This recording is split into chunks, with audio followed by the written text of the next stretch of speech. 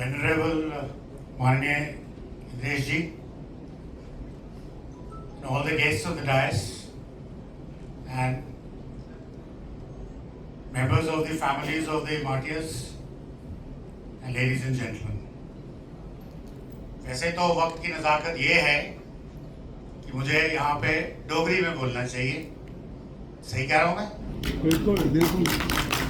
परंतु हमारे यहाँ कुछ मेहमान ऐसे हैं जिनको शायद डोगरी समझ में ना आए, आई वोंट से समझ में ना आए। फला सफाइया is a landmark kind of thing. Anyway, thank you so much for all this thing. तो मैं आई थिंक हिंदी में ही बोलूँगा।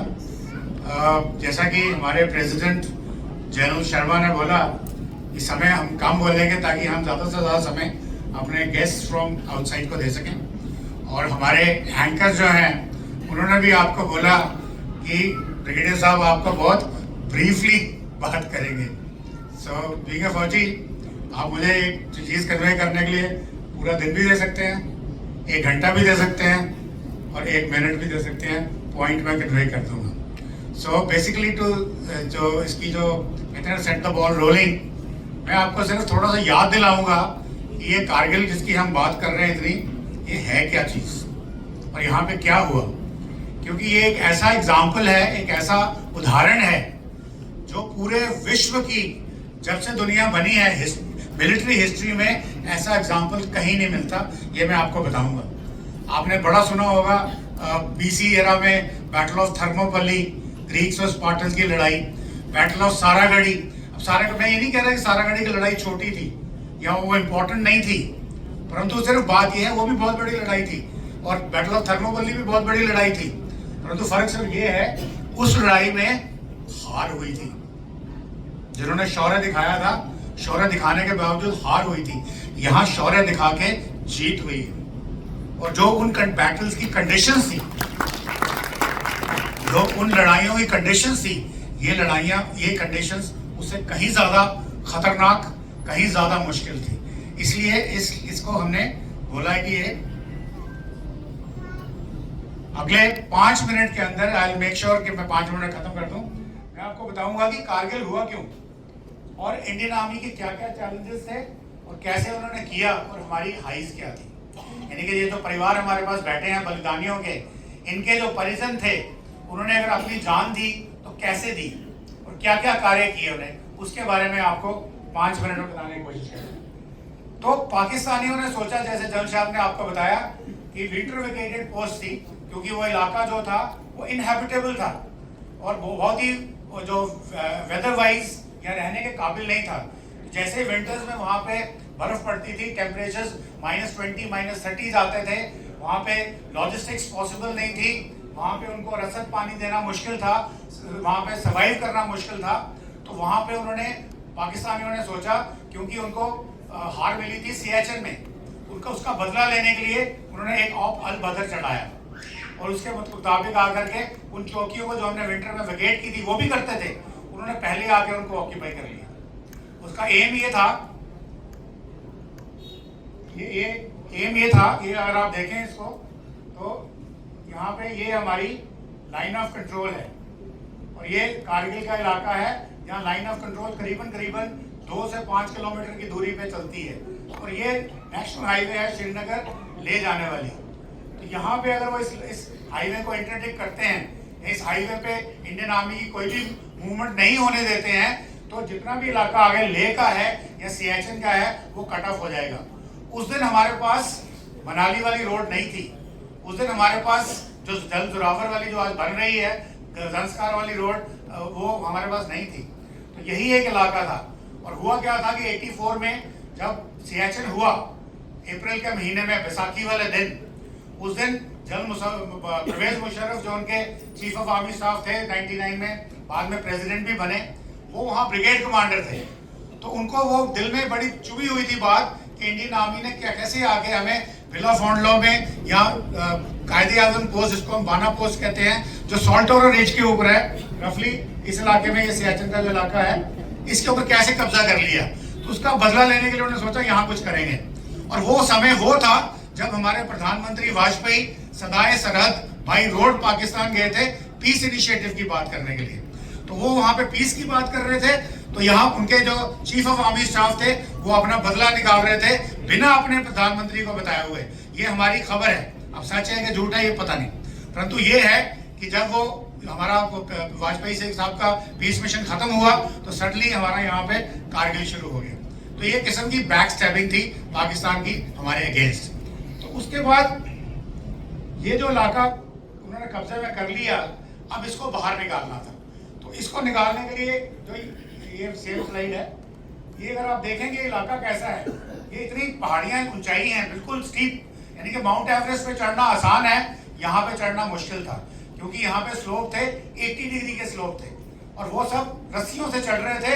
एंड कैसे चढ़ रहे थे, आगे से गोला बारूद भी आ रहा है, ऊपर से दुश्मन बैठा हुआ है आपके ऊपर फायरिंग कर रहा है, पर फिर भी हमारे जो जाबाज सिपाही थे, यंग ऑफिसर्स थे, यंग जवान थे, जेसीओस थे, उन्होंने मिलकर एक ठानी कि हमें चढ़ना है और चढ़ना है और पाकिस्तान को डिफीट करना है। तो इसलिए ये लड़ाई जो है ये ज्यादा महत्वपूर्ण हो जाती है। ये टाइगर हिल आपने नाम सुना होगा, द्रास सेक्टर का .5140 विक्रम बत्रा वाला आपने नाम सुना होगा। ये कैप्टन विक्रम बत्रा है, ये अपने बंकर में बैठे हुए हैं लड़ाई के दौरान। ये वहां पे अगेन उनकी फोटोग्राफ्स हैं। ये उनकी साइटेशन है जिसमें उनको महावीर चक्र पहले दिया गया .5140 जीतने के लिए, और उसके बाद जो उनका नेक्स्ट ऑपरेशन था .4875 था, यहाँ पे उनको परमवीर चक्र से सम्मानित किया क्योंकि यहाँ पे उन्होंने अपने प्राणों की आहुति दी। और ये हमारे संजय कुमार हैं, राइफलमैन संजय कुमार, जो आज ऑनररी कैप्टन सूबेदार मेजर संजय कुमार हैं, परमवीर चक्र। और आर्मी में ये होता है कि जब आप परमवीर चक्र हो जाते हैं तो आपके नाम के साथ रैंक नहीं लगाया जाता, रैंक बिकम्स इमैटीरियल, क्योंकि उसकी कॉनोटेशन ये है कि अगर चीफ ऑफ आर्मी स्टाफ भी हो और वहां पे अगर मान लो सिपाही भी हो परमवीर चक्र, तो चीफ ऑफ आर्मी स्टाफ पहले उसको सल्यूट करेगा, सल्यूट उसने रैंक को करना। उसी तरह से ये उनकी साइटेशन है। फिर जब ये हो गया 13 जैक राइफल्स, अब यहाँ पे बहुत सारी यूनिट्स थी, परंतु इस इलाके के अंदर 13 JAK rifle, 13 Jammu and Kashmir light infantry, यानी कि आपकी रेजिमेंट, आपके डोगरों की रेजिमेंट, साथ में गुरखास थे हमारे पास, ग्रेनेडियर्स थे, जो कुछ लोग हमारे इलाके के थे, कुछ राजस्थानी थे। इस तरह से बाकी यूनिट्स भी हमारे साथ थी और बाकी आर्म्स एंड सर्विसेज, तो सबने मिलकर ये कर लिया। और इस लड़ाई में जो 13 जैक राइफल एक पलटन है, एक ही ऑपरेशन के अंदर उनके पास 2 पीवीसी, उसमें से 1 मरणोपरांत था, 8 वीर चक्र, 14 सेना medal, 4 mention and dispatches, chiefs के कमेंडेशन 2 और आर्मी कमांडर के 5। इतनी सारी अवार्ड्स किसी एक लड़ाई के अंदर किसी भी यूनिट के पास आज दुनिया में नहीं है। हालांकि ओवरऑल इनसे ज्यादा कहीं हैं, बट एक युद्ध के अंदर एक यूनिट के नहीं है। तो ये हमारी अचीवमेंट थी, ये राष्ट्रपति अवार्ड देते हुए। और ये हमारा जो फौज का क्रीडो है, मोटो है, जो ऑफिसर्स को सिखाया जाता है, safety, honour, welfare of your country comes first always and every time, यानी कि कंट्री ऑलवेज कम्स फर्स्ट। उसके बाद honour, welfare and comfort of the men you command, जो आपके जवान हैं उनका कंफर्ट उसके बाद सेकंड आता है, और लास्ट में your own ease, comfort and safety comes last always and every time. ये क्रेडो जो है, ये मोटो जो है, ये एक फील्ड मार्शल चेटवुड का दिया हुआ है, इसको चेटवुड मोटो बोलते हैं, और उन्होंने ये भारत की फौज ने इसको सिद्ध करके दिखाया। अभी मजेदार बात ये है कि ये कुछ इंटरेस्टिंग बातें ये हैं कि परवेज मुशर्रफ साहब ने जब कर दिया तो उन्होंने अपने प्रधानमंत्री को बोला क्या, उन्होंने अपने प्रधानमंत्री को बोलने की कोशिश की कि सर ये जो टोलो लिंक और ये जो 5140 वगैरह ये जो कॉम्प्लेक्स है, ये जो हमने ले लिया है, ये दुनिया की कोई भी ताकत, कोई भी आर्मी हो, कितनी भी वेपन्स के साथ आए, ये नहीं छीन सकती। परंतु हमारे जबाजों ने, जिनके परिवार यहाँ बैठे हैं, उन्होंने एक कर दिखाया, और ये वर्ल्ड में अनपैरेलल्ड। नंबर 2, उन्होंने अपने प्रधानमंत्री को बोला कि सर अगर कुछ हो भी जाता है तो हम न्यूक्लियर कंट्री हैं, आप फिक्र मत करिए, हम न्यूक्लियर बम का इस्तेमाल करेंगे, हारेंगे नहीं। परंतु मैं आपको ये बताऊं, दुनिया भर के जितने भी थिंक टैंक्स हैं जो स्टडीज करते हैं, वो अभी भी उनके ऊपर क्वेश्चन मार्क है कि पाकिस्तान के पास बम है भी है कि नहीं। कहते तो हैं, पर क्वेश्चन मार्क है कि चाइना ने दिया उनको या नॉर्थ कोरिया ने दिया, कोई क्लियर नहीं है।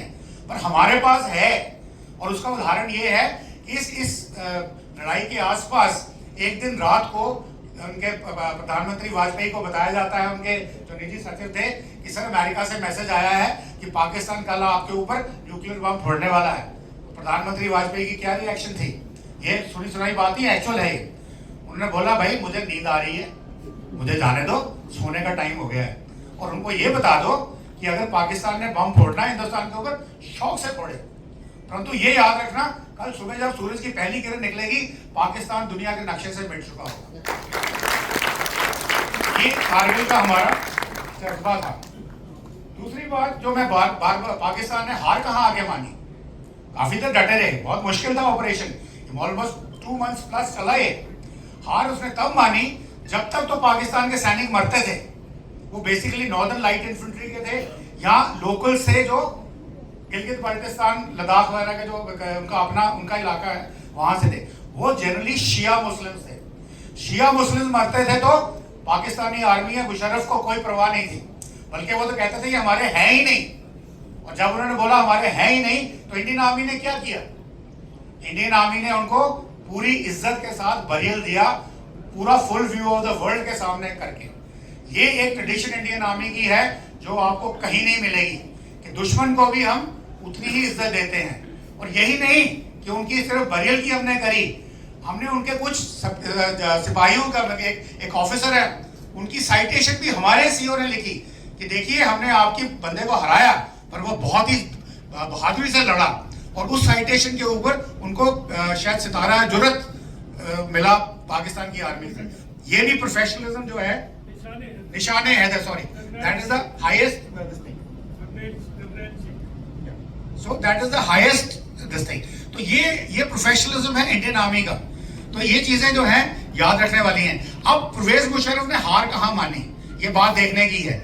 पहली बार जब 33 फ्रंटियर फोर्स के आदमी मारे गए, और वो सारे के सारे पंजाबी मुसलमान थे। अब पंजाबी मुसलमान में सुन्नी, अब आगे परवेज मुशर्रफ को समझ में आया कि सुन्नियों की मैं शहादत नहीं देने दूंगा। यहाँ वो डर गए, और उसके बाद उन्होंने जाके अपने प्रधानमंत्री को बोला कि जाइए अमेरिका में, उनको बोलिए भारत को रोके। अमेरिका ने भारत को बोला, प्रधानमंत्री वाजपेयी को बुलाया, उन्होंने जाने से इनकार कर दिया, बोला मैं आपके उस चक्कर में नहीं आऊंगा, और जब तक हम इसको पूरा का पूरा खदेड़ नहीं लेंगे तब तक हम आपके साथ सीज फायर करने को तैयार नहीं। ये 15 जुलाई या 16 जुलाई की बात है, फाइनली 26 जुलाई को ये ऑपरेशन खत्म हुआ। तो इस तरह से देखें अगर हम, ये ऑपरेशन हमारे लिए एक बहुत ही इंपॉर्टेंट बनता है, और मिलिट्री हिस्ट्री में एक बहुत ही एक माइलस्टोन बनता है। तो here I have come to an end, और अंत में यही कहूंगा, जो हमारे यहाँ बलिदानियों के परिवार हैं, आपको बहुत बहुत नमन, शब्द नमन, और आपकी हम इज्जत करते हैं, आपको याद करते हैं, आपको भूले नहीं है। इंडियन आर्मी या इंडियन आर्म फोर्सेस जो हैं वो आपको भूली नहीं है, आपको याद करती हैं। कोई भी आपकी कोई प्रॉब्लम होती है उसको करा जाएगा। जय हिंद, जय Bharat. Please like and subscribe.